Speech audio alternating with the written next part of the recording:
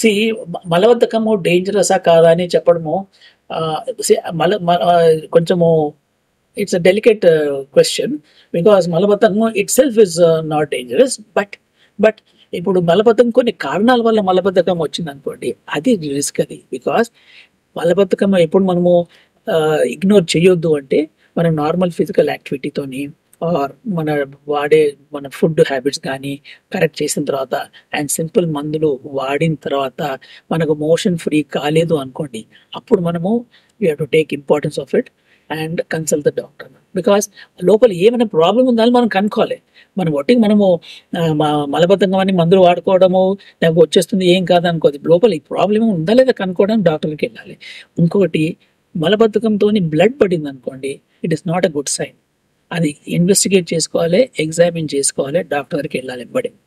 And మలబద్ధకంతో కింద motion దగ్గర pain వచ్చింది అనుకోండి, that's another factor where it is you cannot ignore it. అది రిస్క్, చాలా రిస్క్ మీకు. ఎందుకంటే అది చేయకపోతే లోపల ప్రాబ్లం పెరుగుతూ ఉంటుంది మీకు.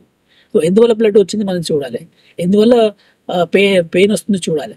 సో ఇది మనకి ఇంపార్టెంట్. అండ్ వేరే కారణాలు ఉన్నాయో లేవో చూసుకోవాలి. Only the doctor can decide after కొన్ని టెస్టులు చేసిన తర్వాత, సిగ్మోడోస్కోపీ చేసిన తర్వాత ఆర్ ఫిజికల్ రెక్టల్ ఎగ్జామినేషన్ చేసిన తర్వాత మనకు తెలుస్తుంది కారణం. దాన్ని బట్టి అప్రోప్రియేట్ ట్రీట్మెంట్ తీసుకుంటే మలబద్ధకం కూడా కంట్రోల్ అవుతుంది.